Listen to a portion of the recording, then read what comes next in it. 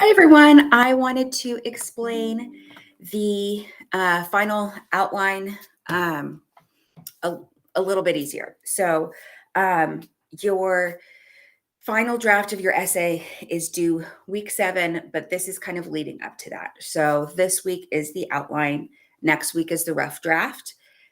The next week after that, week 6, is the reflection on the rough draft because I'll be giving some feedback. And then you have the final draft itself. But to start with all of that, we've got the outline.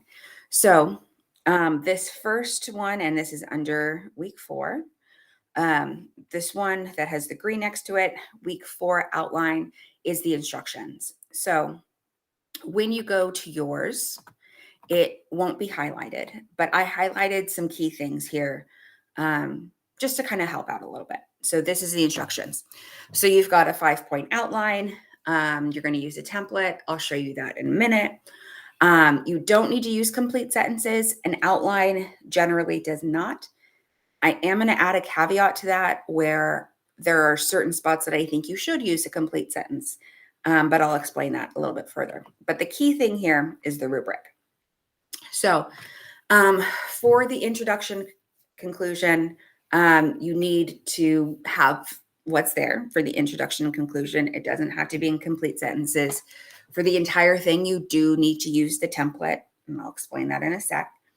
For the topics, you need 3 different topics of why a college degree will change your life. They need to be relevant, meaning it has to relate to the prompt, and then they can't repeat. So, for example, if your first reason is that it will give you opportunity to have a better job, that's great. Your second one can't be that your job could be better. It's the same thing. It's just worded a little bit differently. So make sure that 3 different reasons. There's so many reasons that a college degree will change your life for the better. Just choose 3. Under each of those reasons, you're going to have 3 details for each of the topics. So you have your introduction, your conclusion, you've got your topic, 3 of them. Under each topic, you've got 3 details. So this first one here is the explanation. The second one is the template. You are to use this template. Please use the template. So in the template that's here, you're just writing directly on there. You're going to, sorry, this shouldn't be like that. Stop highlighting. Sorry, we'll discombobulate it. So you're just going to either put hook, colon, and then write your hook, or erase hook and just put that. Okay. Your hook is something to draw your reader in. It is generally pretty broad. I will post another resource for you of what are some good hooks, what are some different ways that you can have a hook. But it's pretty broad. Your introduction paragraph is like an inverted triangle.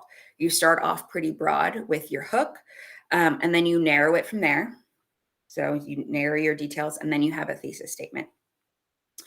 The reason I have these things highlighted, your topic sentences, your summary sentences, anything that says a sentence, the assignment itself doesn't require you to have full sentences. However, I would recommend that your thesis statement, your topic sentences, and your summary sentences, you write an actual sentence.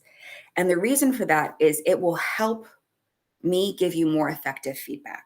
If you have an actual sentence there, but only for those, not for the details or anything like that, it will allow me to give you some better feedback.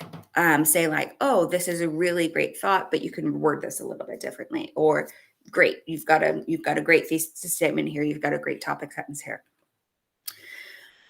You don't have to. You will not be graded off if you do not put those in complete sentences, but I'd recommend it. Again, it'll just give you the best feedback that I could give you. Your introduction is an inverted triangle, so it starts off broad and it narrows from there. Your conclusion is the exact opposite. It starts narrow and then it expands from there. So you're restating your thesis, use totally different words from your thesis. Then you're restating your main points and you're kind of reaching out from there. What are the larger implications that there could be? So this is that. Something I wanted to show you as well as far as resources goes is under this more resources, under the discussion, is this thesis statement topic sentence. You have information on thesis statements on topic sentences in your lecture. You've got the resource that I give you in the supplemental syllabus, but I wanted to give you another one of what works best for you. Personally, I think this is a little bit more simplified, kind of gives a little bit more like, hey, do this type of things. So in order to have a thesis statement or a topic sentence be strong, it needs to be these things. It needs to be arguable.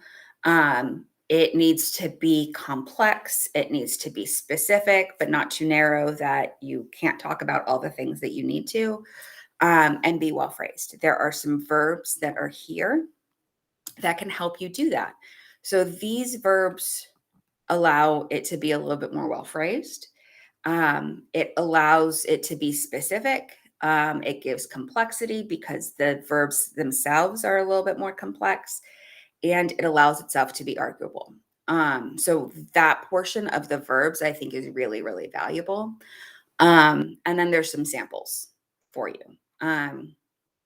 As always, if you have any questions, concerns about the assignment on anything, feel free to contact me. You can go to Ask Your Instructor if it's something that maybe the whole class would benefit from. If it's something more personal, don't post anything personal in the Ask Your Instructor area. Feel free to email me.